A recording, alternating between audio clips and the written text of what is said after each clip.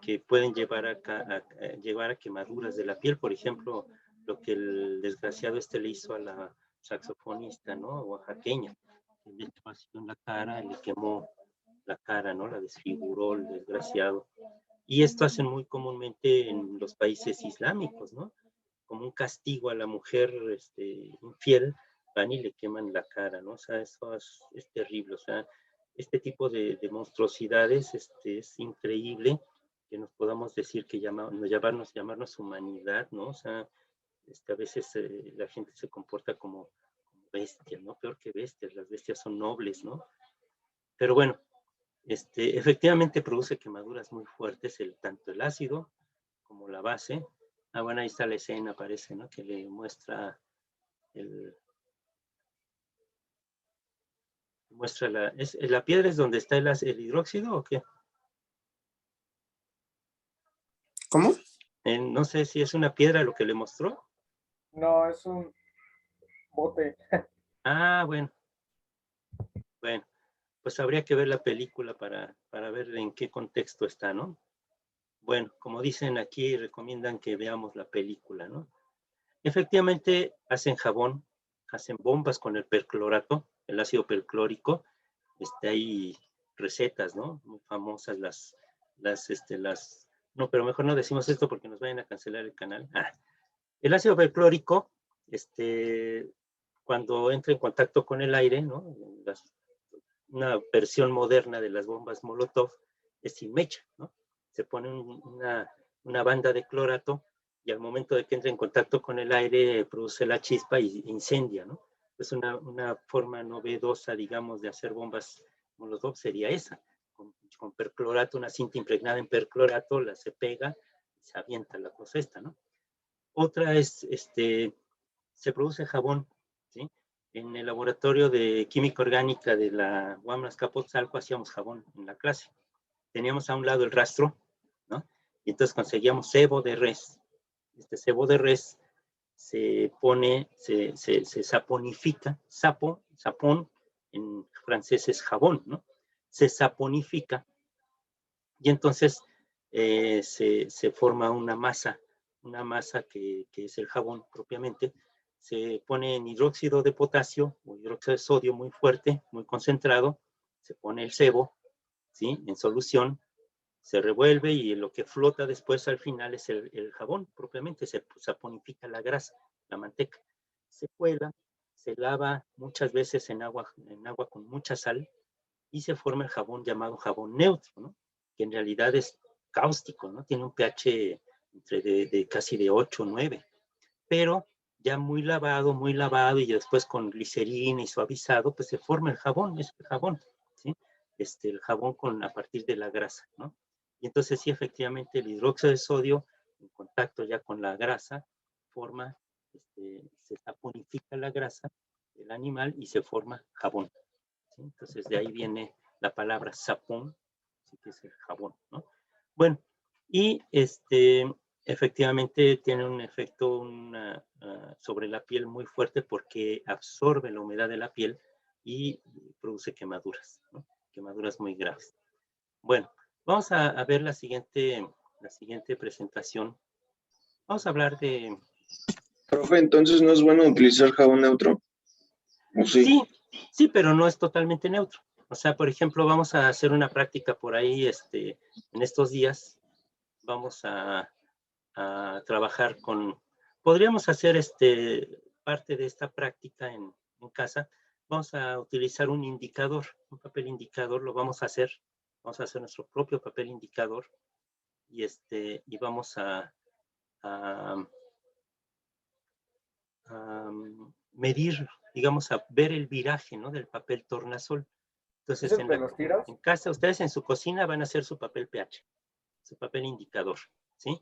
Y ese papel indicador nos va a servir después para medir el pH del vómito del gato, del vómito de la borrachera, por ejemplo, de su café, ¿no? Del yogur, y podríamos hacer del jabón, ¿no? Medir el pH a ver qué tan neutro es el jabón que llamamos neutro. Vamos a descubrir tristemente que es ligeramente alcalino, no es totalmente neutro, pero comparado con otros jabones es más económico también porque finalmente no tiene tantas sustancias químicas que podrían ser alergénicas, pero no está tan suavizado. El problema es ese con el jabón neutro, que no tiene suavizantes, y si somos de piel muy sensible, a lo mejor nos produce cierto tipo de alergias, ¿no? Los jabones tienen muchísimas sustancias químicas, entonces tendríamos que buscar jabones, por eso fabrican jabones hipoalergénicos, ¿no? Porque deberían ser totalmente inertes y sin embargo producen reacciones, ¿no? Por los perfumes, los aceites y todo lo que le echan al jabón. Entonces eso es lo que hace muchas veces que contenga sustancias que a algunas personas les puede resultar en alergias, ¿no? No debería de ser. Y el jabón neutro es ligeramente alcalino, pero es bueno, o sea, es bueno para evitar también contacto con tantas sustancias químicas, ¿no? Que están en los productos de tocador, ¿no? Bueno, vamos a hablar de ácidos y bases. Ahorita, al ratito, vamos a ocupar las calculadoras. Los ácidos y las bases, Profe, sí. antes de que continuemos con ácidos y bases, sobre el pH, me entró una duda. ¿Cómo se le puede bajar o subir el pH al agua? González, de por sí el agua, difícilmente vas a tener un agua totalmente neutra. En primera, porque al momento de estar en contacto con la atmósfera, incorpora el dióxido de carbono de la atmósfera. Y entonces esto que hace, produce ácido carbónico, y hace que el agua siempre sea ligeramente ácida, ¿sí? Ahora, el chisme del agua alcalina y que la dieta alcalina es una mentira, ¿sí? Cuando entra nuestro alimento al estómago, todo sufre un ataque ácido, ¿sí? ¿Para qué como yo algo alcalino si de todos dentro de mi estómago todo se va a acidificar porque tiene que degradarse, ¿sí? Entonces, otra de todos esos rollos que nos venden cosas mágicas es el famoso chisme de la dieta alcalina, ¿sí? Es una broma. O sea, yo cuando veo eso y sobre todo veo gente comprando productos alcalinos para alcalinizar su dieta, a mí me da risa, ¿sí? Porque es dinero tirado a la basura, ¿sí? Todo lo que tú comes se va a acidificar en tu estómago, ¿sí? Y de ahí se va a incorporar un montón de reacciones. Entonces vamos a ver después con detenimiento que todo este chisme de la dieta alcalina es pura vacilada y sacadera de dinero, ¿sí? Ni necesitamos vitaminas, ni necesitamos dieta alcalina, ni necesitamos agua alcalina. Todo eso es una mentira, ¿sí? Mentiras que nos venden y lamentablemente pues caemos y se compran cosas que suponemos son orgánicas, son saludables, no sé qué, pero vemos el impacto que está teniendo la alimentación orgánica en el ambiente y vamos a ver que no es tan saludable, ¿no? No es tan inocuo, ¿sí? Lo que sí debemos de hacer es tratar de mejorar nuestra conducta con respecto al ambiente. Y lo vamos a ver más adelante también porque vamos a ver algo relativo, obviamente, a ecosistemas, pero vamos a ver algo relativo a lo que se llama huella ecológica. Todo lo que tú hagas, todo lo que compres, todo lo que envuelvas y desenvuelvas, tiene un impacto sobre el ambiente. Y ese impacto, entre más cosas consumes, más impacto tienes tú en la atmósfera, ¿sí? En la biosfera, ¿sí? Entonces, ese impacto se mide por la cantidad de cultivo que se requiere para mantener, de tierra cultivable que se requiere para mantener tu estatus de vida, ¿sí? Entre más cosas, entre más consumes, entre más productos industrializados tienes en tu casa, más estás impactando. Tan solo prender el apagador que genera electricidad para prender un foco, ya ahí está teniendo un impacto, ¿sí? ¿Por qué? Porque toda la tubería que lleva el cable, que lleva la electricidad, cómo se produce la electricidad, cómo se produjo el apagador, ¿no? ¿Qué materiales tiene ese apagador? ¿Sí? ¿Qué materiales tiene el foco? ¿Sí? Entonces, todo eso pasó por un proceso que requirió agua, requirió insumos, requirió terreno, requirió suelo, requirió un montón de cosas, ¿sí? No se diga, por ejemplo, cuando llega algo a tu comida, ¿no? a tu plato. pues todo lo que tiene, lo que implica, ¿no? Que llegue un taco de barbacoa, ¿no? Con salsa de chile morita, ¿no? Y cebollita y limón y todo eso. Ese taco, todo lo que implica, ¿no? Obviamente cada que lo comamos, por eso hay que disfrutarlo enormemente, porque lo que implicó para el ambiente el comer un taco, ¿no? Entonces, apreciar lo que tenemos, pero tener conciencia de lo que estamos dejando detrás, ¿no? Como producto, como los insumos que yo requiero, cómo están impactando en la atmósfera, ¿sí? En la biosfera. Bueno, vamos a ver eso después con más detenimiento, porque vamos a ver cómo lo que comemos actualmente causa graves desequilibrios ecológicos y muchas veces no hemos tomado conciencia de ello, ¿sí? Hay movimientos que están tratando de resolver esto, que están tratando de detener este proceso. En el 2018 desapareció un glaciar en el Iztaccíhuatl. La UNAM dejó una placa ahí diciendo, aquí había un glaciar.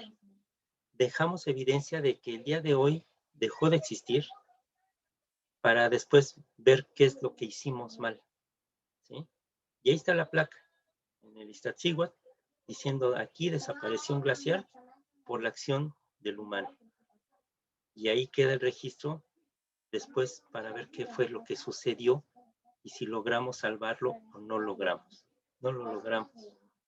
Fracasamos, ¿sí?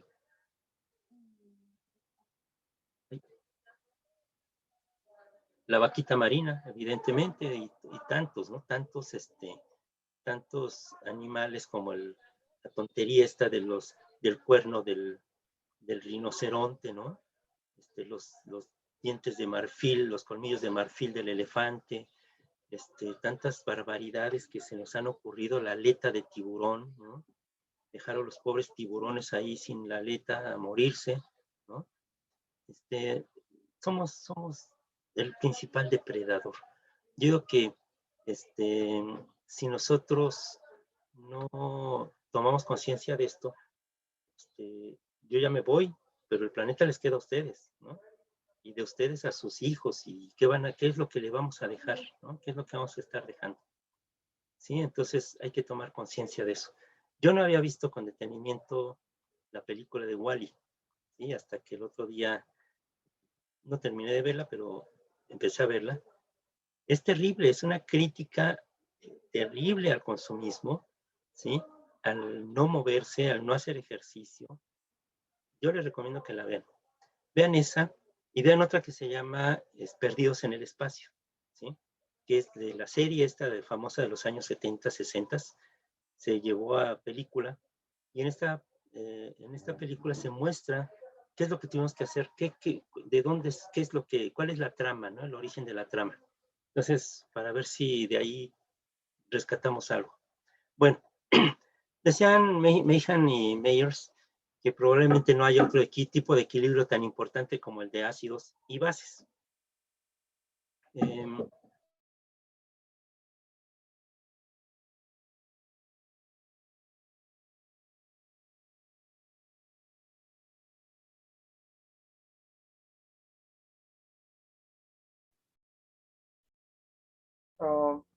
Tiene apagado su micrófono, profe.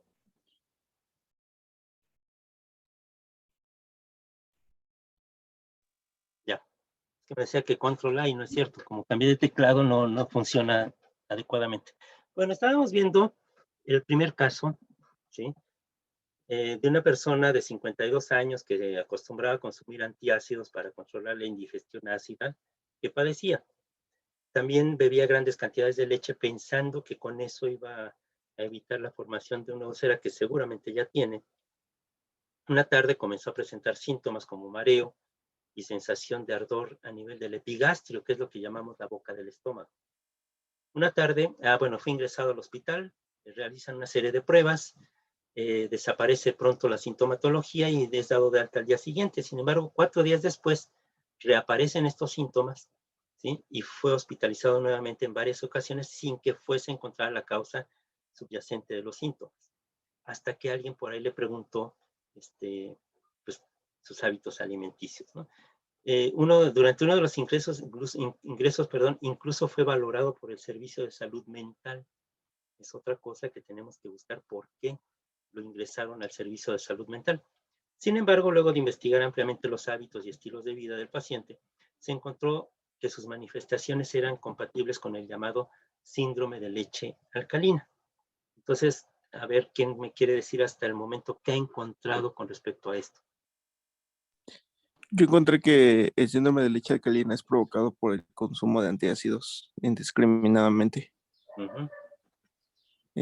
Que provoca... Bueno, no me acuerdo muy bien, es que lo busqué, pero no lo leí completo. Provoca algunos problemas, incluso, pues incluso no sé si encontraron algo relativo a alucinaciones o alguna de esos síntomas. Por ahí los de medicina. Yo encontré que el síndrome de leche alcalina es causado por beber demasiados suplementos de calcio generados en forma de carbonato de calcio y un suplemento de calcio común.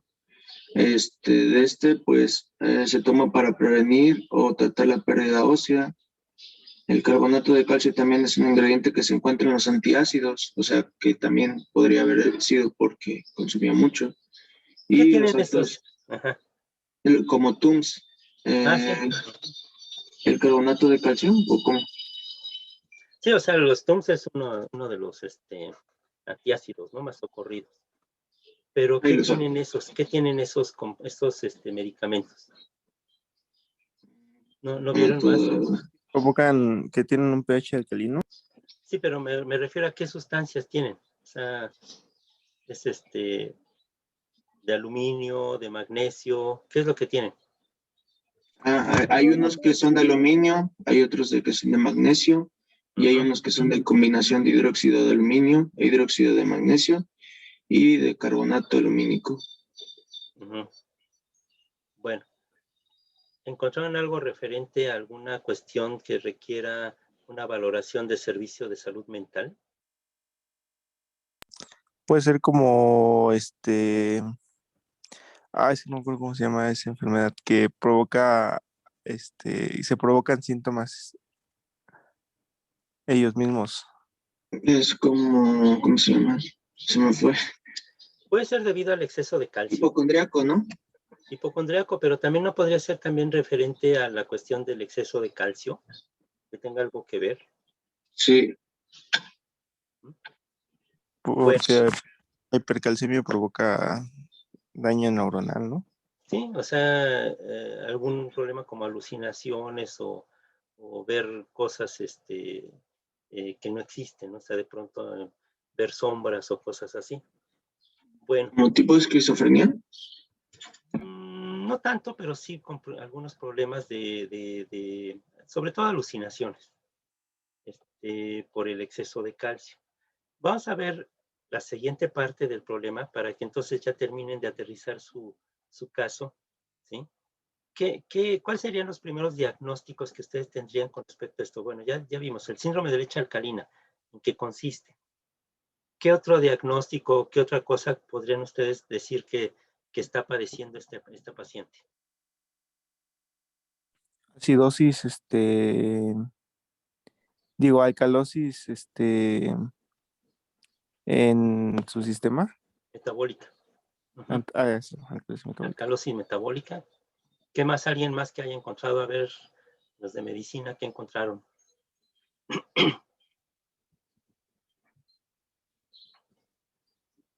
¿No? Todavía no terminan de averiguar. Bueno, vamos a ver un poquito más de datos. Este síndrome es provocado por como decían ustedes ya, por la alta ingesta de antiácidos que contienen calcio y grandes cantidades de leche, que también tiene calcio. Sabemos ahora ya que después de haber estudiado algo de fisiología, que las células del estómago se encargan de secretar ácido clorhídrico, pero no lo secretan como tal. Secretan el ion hidronio y el cloro por separado, y al estar en contacto obviamente forman ácido clorhídrico en el estómago, ¿sí? Que no quiere decir que una célula directamente secrete ácido clorhídrico, sino que hay células, van a averiguar ustedes ahora que vean esto de fisiología, que las células producen el ion cloro, ¿sí? Y el ion hidronio. Y entonces por separado y que ya al momento de unirse forman el ácido clorhídrico. Este es secretado en el fluido gástrico en forma de iones hidronio, ¿sí? H3O y iones cloruro. Hay muchos fármacos que contienen compuestos que pueden reaccionar con los iones hidronio para neutralizar el exceso de ácido, formar un hidróxido de un acetato o alguna sustancia que ya no genera acidez ni alcalinidad, ¿no? Bueno, si ustedes ven la composición de estos antiácidos, muchos de ellos tienen carbonato de calcio. Pero este tipo de antiácidos pueden tener efectos adversos cuando son consumidos durante gran periodo de tiempo, ¿sí? Porque entonces empiezan a acumular otro tipo de sustancias en el organismo. La otra cosa que encontré que nada más era recomendable utilizarlos como por una semana, ¿no? Sí, sí, pero la gente como se alivia, pues ya lo toma por meses, ¿no? Muchos de estos medicamentos ya fueron descontinuados, pero se han reemplazado por otros que contienen aluminio y magnesio. Y ahí viene otro problema. Entonces, bueno, tendríamos que empezar a ver lo que es el equilibrio ácido-base. Entonces, estos son los datos adicionales. Y ahora sí ya pónganse a trabajar en su caso del síndrome de leche alcalina a responder las preguntas que están planteadas. Bueno, las células, las células que se estimulan en este caso, ¿sí? ¿Le puede regresar tantito a la diapositiva anterior, por favor? Esa mera. Ya le regresó. Ah, caray. Esta es la del caso, No, pero la que sigue. los datos adicionales están aquí. Por ejemplo, profe, si quisiéramos utilizar datos de esa diapositiva, ¿cómo lo podríamos como que citar? O, Puede ser nada más de una presentación sin fecha, o bueno, pues la fecha de hoy, pero sin, digamos, no pueden ustedes, pongan documento de presentación, ¿no? En clase. O sea, nada ok, más se puede citar así, simple y sencillamente como documento presentado en clase, ¿sí? ok, Tal fecha, ¿sí? vale, gracias. Seguimos. Las células D, ¿sí? Producen somatostatina. Y bueno, también en el nervio vago secreta el péptido liberador de gastrina. Esta gastrina en las células G es la que va a estimular la producción en las células parietales de los iones hidronio. Y estos iones hidronio también se van a combinar con la liberación de iones de cloro y va a formar el ácido dentro del estómago. O sea, no se libera directamente el ácido clorhídrico, sino que se liberan protones y se liberan iones de cloro y van a formar el ácido clorhídrico. Esto lo van a tener que esquematizar ustedes también, van a tener que poner algo parecido a eso. Un ácido, ¿sí? Según la definición convencional, es una sustancia que puede donar un protón. Una base es aquella sustancia que puede aceptar protones, ¿sí? En el caso, por ejemplo, del ácido nitroso, en contacto con el agua nos va a formar el ion nitrito, y el ion hidronio. Ya les había dicho el ion hidronio cómo se pone. H3O más o H más simplemente, ¿sí? Estamos significando que es el H3O más, pero lo simplificamos poniendo simple y sencillamente H más. El amoníaco, ¿sí? Que se libera en el metabolismo de los aminoácidos, va a formar el ion amonio, que se va a disolver para ser liberado después en la orina, ¿no? Eliminado por la orina, y también forma el ion hidroxilo. Esto va a ser importante cuando veamos el equilibrio ácido-base dentro de nuestro organismo, ¿no? En nuestras células. Y se forman lo que se llaman los pares conjugados ácido-base. Ya lo hemos visto anteriormente. Bronsted y Lowry en 1923 planteaban que un ácido es una especie que tiene tendencia a ceder un protón y que la base es la especie que tiene la tendencia a aceptar protones, ¿sí? Y entonces, bueno, este par ácido-base conjugado, en este caso un ácido débil como es el ácido acético, en solución acuosa, cuando entra en contacto con el agua que funcionaría como la base, después va a ser el ácido conjugado de la base y el acetato el ácido acético va a formar el acetato, que sería la base conjugada del ácido. Hay una transferencia de protones, ¿sí? Hay sustancias como el ion amonio que funciona en ambos sentidos, como aceptor y como donador de protones, ¿sí? En este caso, este es un donador, y entonces va a funcionar como, digo, como un aceptor, perdón, que va a aceptar un protón, ¿sí? Que está aquí en H4+, pero después también lo puede ceder y formar NH3. A esa le llamamos sustancias anfóteras. Anfo de anfibio, anfótero, ambivalente, ¿no? Que tiene dos características. Puede actuar como ácido o como base, ¿sí? Esta sustancia anfótera va a funcionar como una sustancia anfótera, porque tanto puede ceder como aceptar. Aquí el ion amonio va a aceptar un protón, pero después lo puede ceder. Entonces va a ser primero una base que va a aceptar un protón y después un ácido que va a ceder protones. A eso le llamamos sustancias anfóteras. Tiene ambas características. Puede aceptar o puede ceder protones. Puede Y ser bueno, también, aquí, ¿perdón? puede también decirse anfipática. No, anfipática es otra cosa. Anfipática es aquella que puede ser afín o repeler el agua, ¿sí? Como son los que conforman la membrana de la célula, por ejemplo, ¿no? Estas moléculas son anfipáticas porque son afines o repeler el agua, ¿sí? Pueden ser hidrofóbicas o hidrofílicas, ¿sí? Entonces estas tienen características también ambas, ¿no? Anfipáticas, ¿no? Pueden aceptar o pueden estar en contacto con el agua o repelerla. Si la parte, acuérdense, la parte polar que está en contacto con el agua es afín al agua, y la parte que está dentro, las colitas, ¿no? Que les llamamos, serían las que repelen el agua. Entonces eso sería anfipático. Entonces anoten en su glosario anfótero, que puede ser ácido o base, y anfipático, que puede ser afín o repeler el agua, ¿sí? En las dos es la raíz, ¿no? De anfi, ambos, ¿sí? Okay. Aquí están Bronsted y Lowry, ¿sí? Para que los conozcan. Sin embargo, posteriormente Lewis hace una aclaración y dice que para que una sustancia acepte un protón, debe poseer un par de electrones no compartido. Y entonces para él un ácido es una especie que puede aceptar pares de electrones, y la base especie que puede ceder pares de electrones.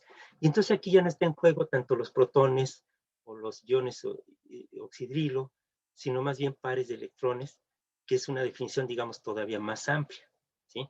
Que podría ser incluso parte de lo que es la característica que tiene el agua de actuar a veces como un ácido o como una base en soluciones en ácido-base, ¿sí? Entonces Lewis nos puede ayudar a entender de una manera más certera la característica que tiene el agua también de actuar como una sustancia que puede tanto aceptar como ceder protones, ¿sí? No necesariamente entran en juego protones u oxidrilos, sino que también aquí entra en juego pares de electrones compartidos que no están, digamos, conjugados, se pueden ceder o aceptar pares de electrones, ¿sí? Entonces esta es la definición de Lewis. Los ácidos y bases, en el caso de los ácidos polipróticos o poliprotónicos, pueden donar más de un protón en una reacción con una base. Tal es el caso del ácido sulfúrico, que es diprotónico, ¿sí? El bicarbonato, que tiene 2 protones también, o el ácido fosfórico, que incluso puede ceder o trabajar tres características diferentes conforme se va desprotonando. Entonces puede ceder 3 protones, ¿no? Tienen más de un ion hidrógeno, como en el caso del ácido clorhídrico, solamente tiene 1, pero el ácido sulfúrico, el bicarbonato y el ácido fosfórico pueden tener 2 o hasta 3 protones. Son polipróticos o poliprotónicos, ¿sí? Y ya les había comentado que entre más fuerte es un ácido, más digamos, más fácil dona sus protones, y entre más débil, más difícil va a ser que ceda el protón. Si el resultado de añadir un ácido fuerte al agua es un gran aumento en la concentración de iones hidrógeno que se detecta de inmediato, igual que en el caso de una base fuerte, que en presencia de agua inmediatamente va a liberar iones oxidrilo, ¿sí? Pero un ácido débil se va a ionizar parcialmente en agua y va a tardar mucho en ionizarse totalmente, ¿sí? ¿Por qué? Porque tiene una gran afinidad por su protón y va a tardar mucho en cederlo. Son los ácidos débiles. Los ácidos fuertes son aquellos que afectan inmediatamente el pH porque se ionizan de manera inmediata totalmente. Y aquí tenemos, ya habíamos visto, el ácido perclórico, el ácido clorhídrico, el ácido sulfúrico y el ácido nítrico son ácidos fuertes. Y los ácidos B débiles sería el ácido carbónico, el ácido sulfídrico, el ácido acético, que es un compuesto orgánico que está presente en muchos procesos, en muchos alimentos, y el ácido hipobromoso, que son ácidos débiles. Las bases, igual, las bases fuertes tienen una gran atracción por los protones y entonces inmediatamente se van a ionizar, van a entrar en solución y se van a combinar rápidamente con los iones y van a liberar iones oxidrilo o hidroxilo. Y las bases débiles son las que tienen débil atracción y solo un pequeño porcentaje de sus moléculas va a aceptar protones, como en el caso del amoníaco. Si un ácido es fuerte, su base conjugada va a ser débil, ¿sí? Y si el número de átomos de hidrógeno en un ácido no indica su fuerza como ácido. Puede ser que sea el H3PO4, por ejemplo, que tenga 3 protones, sin embargo es más fuerte el ácido clorhídrico que el ácido fosfórico. ¿Por qué? Porque es mucho más fácil, mucho más rápidamente ionizable el ácido clorhídrico, ¿sí? Y entonces aquí tenemos bases fuertes. El hidróxido de sodio, que es la sosa cáustica, el hidróxido de potasio, la potasa, ¿no? Estas dos se utilizan para limpiar hornos, el hidróxido de litio, y las bases débiles sería el hidróxido de amonio, que se libera en el metabolismo de las proteínas, la hidroxilamina también, y el hidróxido de calcio, que es lo que llamamos la cal apagada, es lo que se agrega a la masa para nixtamalizar el maíz, ¿no? Se le pone hidróxido de calcio, que es la llamada cal apagada. El momento en contacto con el agua inmediatamente se calienta y es debido a eso, a que entra en juego ahí el hidróxido de calcio, que va a ser liberado el calcio y el hidróxido, 2 iones de hidróneo en la reacción. Aquí tenemos más o menos, ¿sí? Para que vean, cuando nos miden el pH nos dicen, ay, tienes el pH ácido en la saliva, necesitas alcalinizarte. Al diablo, o sea, mi saliva es ácida, el café que tomo es ácido, entonces obviamente mi saliva va a estar ácida, ¿sí? No le crean esas cosas de alcalosis y de dieta alcalina y todo eso, ¿no? El ácido clorhídrico tiene un pH de 0 y 1 más o menos, dependiendo de la concentración. Vean el jugo gástrico, en tu estómago, el jugo gástrico tiene un pH de 1, que es muy parecido entre 1 y 2 al de la Coca-Cola. Jugo de limón, 2.3, el vinagre, que es ácido acético, 2.9, vino, 3.5, el jugo de tomate, 4.1, el café, 5, la lluvia ácida que daña las esculturas, la orina, no se diga, la orina que va conjugada con las heces en el caso de las aves, que daña tanto las estructuras, las construcciones. El agua de lluvia, 6.5 más o menos. La leche, vean, es ácida, 6.6. El agua destilada, difícilmente, pero bueno, digamos que en condiciones extra puras y extra controladas, sí puede tener un pH de 7. La sangre, 7.4, es lo normal, un promedio entre 7.35, ¿no? Más o menos. Si baja de 7.35 ya estamos en presencia de una acidosis. Si sube de 7.45 ya estamos en presencia de una alcalosis. Es muy pequeño el margen, ¿no? La levadura, 8.4, el bórax, 9.2, pasta de dientes, 9.9, porque las bacterias que tenemos en la boca son acidófilas, les gusta estar en lo ácido y atacar en ambiente ácido, y por eso la pasta de dientes debe ser alcalina. 9.9, la leche de magnesia, que es lo que se toman como antiácido. 10.5, el agua de cal, que es esta agua cuando se está nixtamalizando el maíz. 11, el amoníaco, que se utiliza para destapar caños también, 11.9, con el hidróxido de sodio, 1 molar, que tiene un pH de 14. ¿Sí? ¿Cómo medimos las concentraciones de ácidos y bases? Bueno, la escala de pH lo que tiene como finalidad es simplificar la forma en que expresamos las concentraciones de ácidos y bases. Tiene el objetivo de expresar en forma más conveniente la concentración de iones. Son tan pequeñas estas concentraciones, de 10 a la menos 7, ¿sí?, que en lugar de tener que escribir 6 ceros y un 1, ¿sí?, después del punto, pues es más fácil decir 10 a la menos 7, ¿sí? Y la potencia negativa de ese número, ¿sí?, cuando le sacamos el logaritmo, nos da el valor de pH. El pH es la potencia negativa a la que debe ser elevado el número 10 para expresar la concentración de los iones hidrógeno en moles de litro, ¿sí? Entonces 10 a la menos 7, ¿sí?, o el pH es igual al logaritmo negativo de la concentración de iones hidrógeno. A temperatura ambiente, entonces el ion hidrógeno, perdón, en agua pura es de 1 por 10 a la menos 7 y por lo tanto el pH es de 7. Igual en el caso del ion hidrógeno oxidrilo, que debe estar en una concentración de 1 por 10 a la menos 7, ¿sí?, cuando el agua está en neutra totalmente.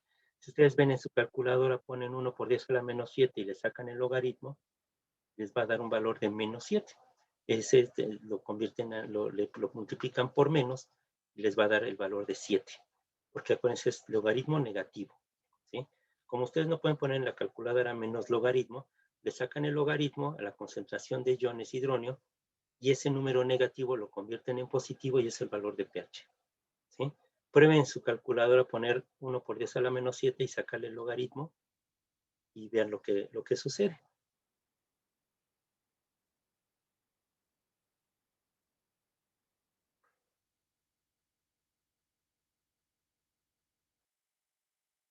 ¿Sí o no? Da menos 7. Menos 7. Ya lo conviertes en negativo, lo multiplicas por lo negativo y te da 7. ¿Sí? Sí. Es más fácil que estar expresándolo en términos de 10 a la menos 8, 10 a la menos 7, o poner 6 ceros y un 1 para expresar el menos 7, ¿sí?, el 7. Entonces, por eso es la idea del pH. Cuando tenemos una solución neutra, ¿sí?, estamos en un valor de 1 por 10 a la menos 7, tanto de iones hidrógeno como de iones oxidrilo, y ya de ahí para abajo, por ejemplo, entre más baja es la concentración de ion hidrógeno, más elevado es el pH, y entre más elevada es la concentración de iones hidrógeno, es más bajo, más pequeño el número de el pOH.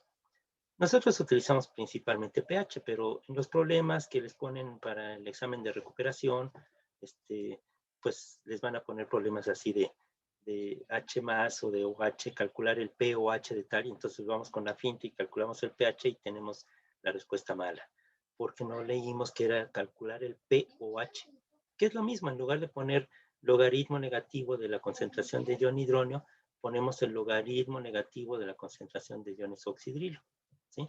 La suma de ambos siempre nos debe dar 14. pH más pOH siempre nos va a dar 14. Si el pH es 6, el pOH es 8. Si el pH es 11, el pOH va a ser 3. Y así, siempre la suma de los dos va a ser 14. ¿Sí? Aquí hay otras sustancias seleccionadas. El jugo gástrico, les había dicho, tiene un pH de entre 1.2 y 3. El jugo de limón de 2.2 a 2.4. El vinagre, el vino de 3. La bebida carbónica, los refrescos, ¿no? Coca-Cola, un pH de 3, pero se le agregan el ácido fosfórico de la Coca-Cola, pues tiene un pH de 2, ¿no? Por eso sirve para limpiar los baños también. El líquido vaginal 3.5 a 4.5 es ácido, ¿sí? Y entonces, también muchas bacterias que cuando el pH baja mucho, son oportunistas y causan infecciones, precisamente cuando se modifica el pH, ¿sí? El jugo de naranja 3.5, el de tomate 4.2, el café ya habíamos dicho 5, ¿no? La orina varía entre 4.6 a 8 dependiendo lo que hayas comido, lo que estés tomando, qué cantidad de agua estás tomando también. La saliva, vean, 6.35 a 6.85, saliva siempre va a ser ligeramente ácida, ¿sí? La leche puede llegar casi a 7, pero no llega a 7, es ligeramente ácida también. La sangre, les digo, debe tener un valor entre 7.35 y 7.45, es muy pequeñito el margen. Acuérdense que estamos hablando de potencias de 10, ¿sí? La diferencia entre 7.35 y 7.45 es de una concentración 10 veces más alta una de la otra, ¿sí? Entonces, por eso es que una pequeña variación de 7.25, 7.2 en la sangre, ya estamos hablando de una acidosis que te está casi matando, ¿sí? Y si estamos al lado contrario, un pH de 7.5, 7.6 en la sangre, estamos en una alcalosis prácticamente mortal, que son los valores ahorita que están en juego en los problemas con la gente con COVID, ¿no? Un pH que se está produciendo un exceso de ácidos y está acidificando, está afectando el riñón, y lo que sucede en muchos pacientes con COVID es fallo renal, ¿sí? Y entonces se complica lo respiratorio con lo renal y viene ya el colapso, ¿no? El semen tiene un pH de 7.2 a 7.6, ¿sí? El líquido cefalorraquídeo 7.4, igual muy parecido al de la sangre en promedio. El líquido pancreático, vean cómo es ligeramente básico y neutraliza en parte la acidez del estómago, ¿sí? Cuando va a pasar hacia el intestino, necesita neutralizarse el bolo para que no siga digiriendo las proteínas que están presentes en el epitelio del intestino. El huevo, 7.6 a 8, la bilis, vean, 7.6 a 8.6 para terminar de neutralizar, ¿sí? el bolo alimenticio, y además propiciar que se dispersen las moléculas de grasa, se formen burbujas muy, muy pequeñas, ¿sí? que van a ayudar a digerir esas grasas. La leche de magnesia entre 10 y 11, y la lejía o la sosa cáustica, el hidróxido de sodio 1 molar de 14. Y bueno, ¿con qué lo medimos? Con un pHímetro, un potenciómetro. Este pHímetro o potenciómetro, pues tenían antes electrodos de cristal, por eso tenemos una gran colección de medidores de pH en la UAM, pero no funcionan porque todos los electrodos están rotos, ¿sí? Ahora ya son sensores metálicos o de plástico, ¿no?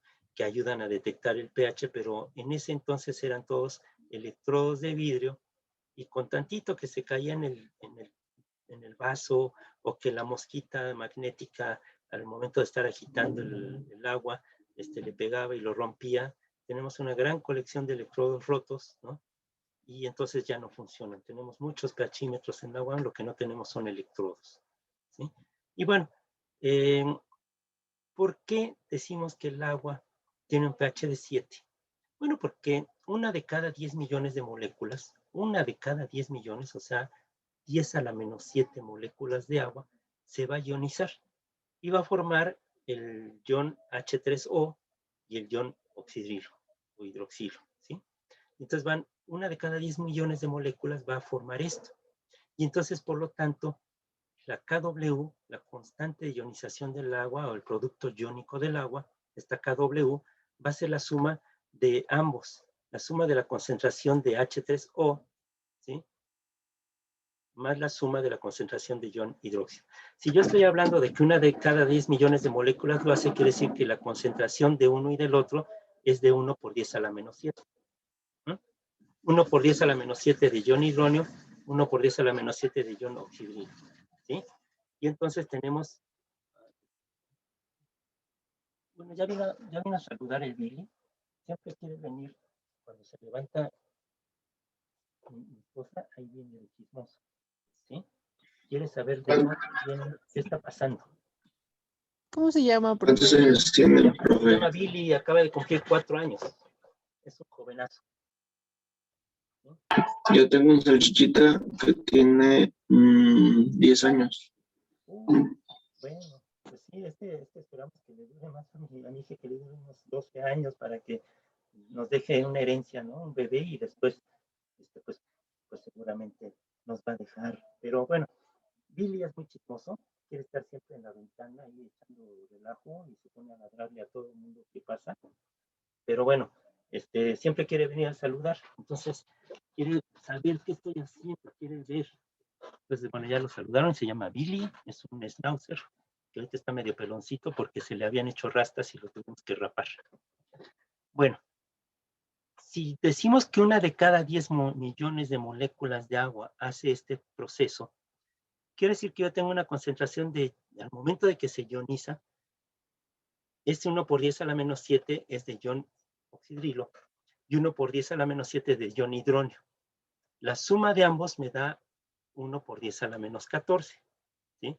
Cuando yo sumo los dos, el producto iónico del agua a 25 grados centígrados a una presión, a una atmósfera de presión, va a ser de 10 a la menos 14, porque voy a estar sumando tanto el pH, ¿sí? La concentración de ion hidronio de 1 por 10 a la menos 7, por el de 1 por 10 a la menos 7 del ion hidronio. Cuando yo los junto, ¿sí? Recuerden que es una suma, ¿sí? El producto, más menos 1 por 10 a la menos 7 más menos 10, 1 por 10 a la menos 7, pues es negativo y me da 1 por 10 a la menos 14. ¿Sí? El producto iónico del agua es 14. ¿Sí? De 1 por 10 a la menos 14. Y entonces tanto el pH, que es el logaritmo negativo del ion hidronio, como el pOH, que es el logaritmo negativo de la concentración de ion oxidrilo, nos va a dar esta operación. ¿Sí? Logaritmo negativo de 10 a la menos 14 es igual al logaritmo negativo de ion hidronio por el logaritmo negativo del ion oxidrilo, y me va a dar un valor de 14. Por eso el pH va del 0 al 14, no puede ser de otra manera, porque va desde una concentración 1 molar de ácido clorhídrico, que va a ser de 0, hasta 1 molar de hidróxido de sodio, que me va a dar un pH de 14. Son los valores extremos. El pH, la escala, por eso va del 0 al 14, porque es el producto iónico del agua. Ahí está la explicación de por qué no va del 0 al 10, sino va del 0 al 14. ¿Sí? Y entonces, bueno, vamos a ver que una solución neutra va a tener tanto la misma concentración de ion hidronio como de oxidrilo, que la solución ácida va a tener mayor concentración de iones hidronio y por lo tanto el pH va a ser de 7 para abajo, y una solución básica, el pH va a ser mayor de 7 porque es la concentración de iones hidronio muy baja o la concentración muy alta de iones oxidrilo. ¿Sí? Entonces es un juego ahí de palabras que no tiene gran complicación. Vamos a ver que en un ácido y base conjugada, en los ácidos y bases, el pH va a ser el logaritmo negativo de la concentración de iones H3O más o de iones hidronio, nada más H más, y el pOH va a ser la concentración, el logaritmo negativo de la concentración de iones oxidrilo. En una solución neutra, ambos van a ser iguales. En una solución ácida, la concentración de ion hidronio va a ser mayor que la de OH, y por el contrario, en una solución básica, la concentración de ion hidronio va a ser menor que la de ion oxidrilo. ¿Sí? Y entonces, bueno, ya lo que habíamos visto, ¿no? Que la fuerza de los ácidos y las bases, no sé qué, esto lo vamos a terminar de ver el día de mañana, porque vamos a ver ya también, vayan leyendo algo sobre amortiguadores y vayan resolviendo ya, ahora sí, el caso del síndrome de leche alcalina. Y nada más vamos a resolver dos problemitas muy fáciles. Vamos a compartir lo que estamos viendo aquí. Entonces, ahora sí, vamos a ver. El pH entonces nos dice que la concentración de iones hidronio y la concentración de iones oxidrilo deben ser la misma, ¿sí? Están iguales, pero que la suma de ambos nos va a dar, la suma de pH y pOH siempre nos va a dar 14, porque es el logaritmo negativo de 10 a la menos 14. ¿Sí? Se puede calcular entonces el pH de cualquier solución acuosa si conocemos la concentración molar de los iones hidronio. Si tenemos en cuenta que el pH va a ser igual al logaritmo negativo de la concentración de ion hidronio, ¿sí? Entonces la escala de pH nos dice aquí, todo lo que es neutro está en el 7, lo que está hacia la izquierda, hacia el valor 0, es ácido, lo que está hacia la derecha es el valor de 14. Si lo vemos en términos de pOH, ¿sí? Es al revés. Si va hacia la izquierda, su concentración, el pOH va a ser 14, Si vamos hacia la derecha, el pOH va a ser de 0 conforme vayamos aumentando o disminuyendo la concentración de ion hidrógeno. Ahora,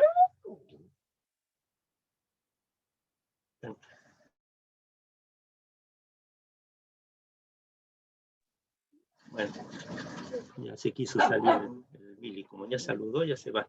Bueno, y entonces, bueno, es por conveniencia las concentraciones del ácido clorhídrico, de 1 por 10 a la menos 7, la cantidad de protones del agua se considera insignificante y por eso en los cálculos ya no entra el agua, no se considera, solamente se considera que se va a formar el cloro y el ion hidrógeno, ¿sí? Sin embargo, sabemos que una concentración de ácido clorhídrico de 1 por 10 a la menos 7, si se incluye la cantidad de protones, porque es mayor que la del ácido. Entonces, en el caso de que sea muy pequeña, muy alta la concentración de ácido clorhídrico, no consideramos al agua. Si es muy baja, sí, porque entonces ahí ya van a entrar en juego los iones hidrógeno. Bueno, vamos a hacer un ejercicio muy rápido. En el ejercicio 1 vas a calcular la concentración de iones hidrógeno y el pH de una solución que tiene una concentración de 0.001 molar, ¿sí? Yo sé que este es 1 por 10 a la menos 3. Entonces es bien fácil. Si mi concentración de ácido clorhídrico es de 1 por 10 a la menos 3, le saco el logaritmo negativo, ¿cuánto les da? Como este ácido se disocia completamente en agua, la concentración de protones y de cloruro será igual a 0.001 molar. Quiere decir que hay un 0.001 moles por litro de ácido clorhídrico. Da menos 3, pero si le cambiamos el signo da 3. Da 3, ¿sí? Entonces, la concentración molar de 0.001 molar me va a dar un valor de menos 3. Como lo multiplico por el negativo, entonces me va a dar ya un valor de pH igual a 3.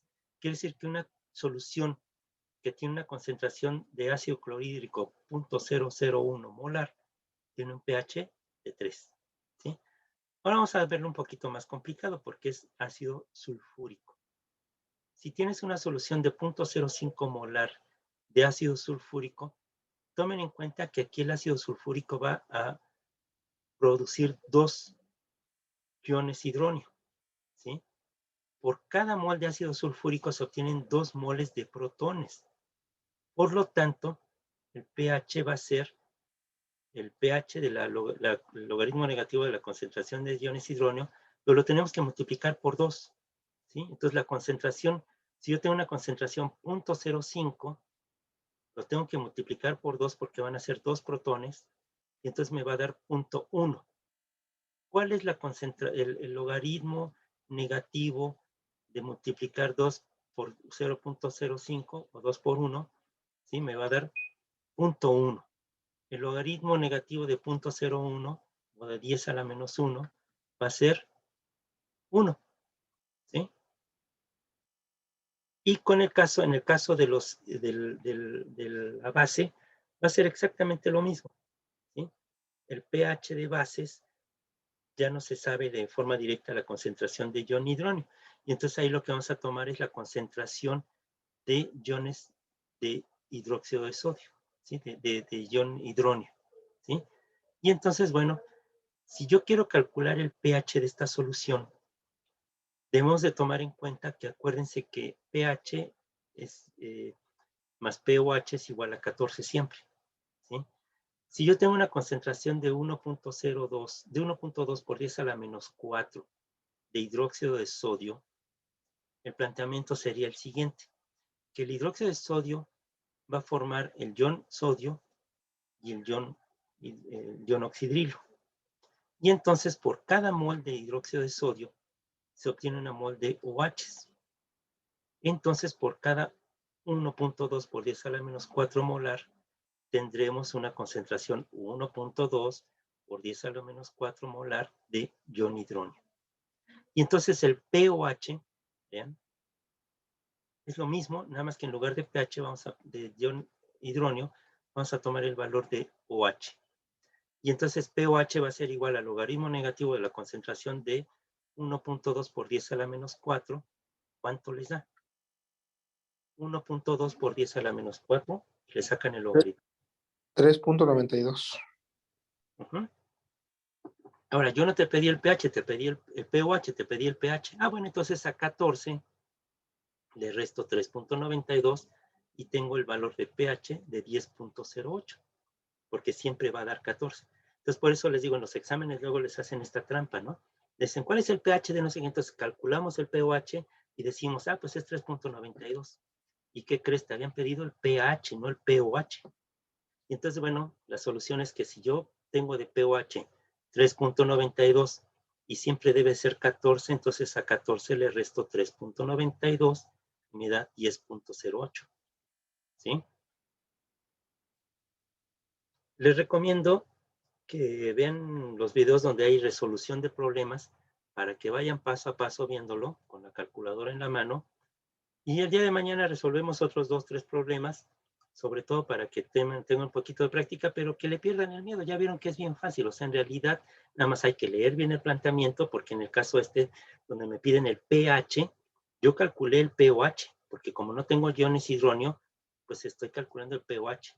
Pero el tramposo profesor te dijo, no, yo quería el valor pH y tache. Estás mal.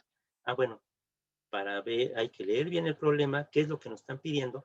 Como no puedo calcular directamente el pH, sino que puedo calcular el pOH, entonces obtengo el pOH y a ese valor, ¿sí? Resto 14 menos este valor y me da el pH. Entonces el pOH es 3.92, el pH es 10.08. Nada más es cosa de tener, así como quien dice, cuidado de lo que nos piden, ¿sí? Traten de resolver seguir algunos de estos videos, seguir la resolución de algunos problemas.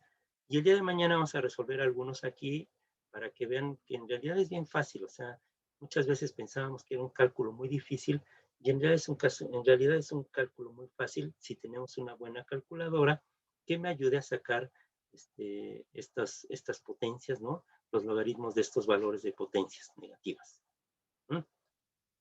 Bueno. Dudas, comentarios, fechas de entrega. El día de hoy terminamos con el caso de por un bistec. ¿Sí o no? Sí, profesor. El día de mañana discutimos. El día de mañana discutimos si realmente un bistec nos puede ayudar a dar el golpe definitivo. Y el próximo viernes ustedes ya van a entregar los 2 pendientes de tiamina y el de leche alcalina, porque van a tener otro problema que resolver, otra cosa que resolver, pero ya en equipo. ¿Sí? Ahorita en equipo lo único que van a hacer es juntar los valores de sus índices de masa corporal que ustedes hayan calculado en sus casas o cerca de ustedes. ¿Sí? Aranza, Okay. ¿Eso se va a mandar? la hoja de cálculo se va a mandar por aparte. Se la van a mandar los datos al correo de energía y consumo, pero solamente los datos de hoja de cálculo. El caso, de manera individual, lo van a subir a Classroom. Todo lo que van a subir ahorita de aquí en adelante ya va a ser en Classroom. Pero lo único que tienen que mandar ahorita al correo sería la hoja de cálculo. ¿Por equipo o cada uno? La hoja de cálculo es por equipo. O sea, se ponen de acuerdo quién sube los valores de todo el equipo. O sea, quiero 5 hojas de cálculo en mi correo.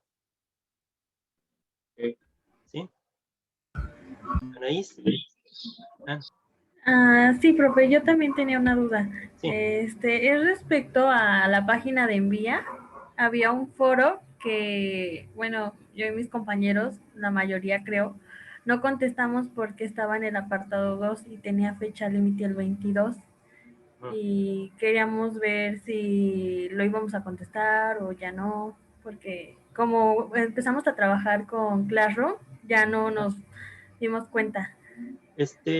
Voy a abrir otra vez el caso y pueden poner su aporte si quieren. Lo abro al rato Okay, y ya profe. en la tarde pueden subir su aporte al foro. Okay. ¿Sí? Sí, gracias, profe. Bueno, acuérdense de leer bien porque mañana vamos a platicar más sobre Tonkin. ¿Sí? Y vamos a ver si la proteína del bistec era suficiente para dar el golpe final. ¿Sí? ¿Qué opinan? De ahí vamos a discutir mañana, vamos a platicar sobre eso. ¿Sí? ¿Alguna otra duda o comentario? Manuel. Yo sobre la tiamina, profe. Ah, ¿qué pasó de la tiamina? Espérame tantito, deja abrir el archivo. Es fácil, lo único que necesitan son datos bibliográficos. Ahí sí Ajá. tienen que hacer un aporte de más bien de lo que encuentren en artículos o en sitios dedicados a esto, sobre todo por las cuestiones culturales. Aquí entra en juego algo cultural que puede llevar a problemas graves. El origen de la palabra beriberi parece ser que es de origen filipino. Y entonces uno de los reyes que tenía este problema, les preguntaron que qué tenía, ¿no? Que qué es lo que tenía. Y parece ser que beri beri quiere decir así como tiembla, tiembla, ¿no? Una cosa así. Es como la leyenda esa que dice que de dónde viene la palabra canguro. Y es que dicen que cuando llegaron los ingleses a Australia, preguntaban que qué animal era ese, ¿no? Y la gente le decía kangaroo, ¿no? Y que qué quiere decir, pues quién sabe, ¿no? No se sabe si ese es el origen de la palabra. En el caso del beriberi parece ser que ese es el origen, ¿no? Que era así como que tiembla, tiembla, ¿no? El beriberi. Pero no se sabe a ciencia cierta de dónde viene. Otros dicen que es de origen malayo, ¿sí? Pero es característico. También igual el kuru, ¿no? El kuru, que es una enfermedad que ataca el sistema nervioso, que es la enfermedad de las vacas locas, pero en humanos, porque esos grupos de las islas del sur del Pacífico son caníbales. Y entonces, como le llevaban el cerebro de las víctimas de los prisioneros a los reyes, pues los reyes eran los que tenían el kuru, tenían la enfermedad que conocemos como la enfermedad de las vacas locas, o Creutzfeldt-Jacobs, que es la versión humana de la enfermedad de las vacas locas, ¿no? Pero era característico de los pueblos caníbales. Se comían el cerebro, ¿no? El sistema nervioso. Bueno, ¿algo más? Luego de que tengo una pregunta. Es que investigando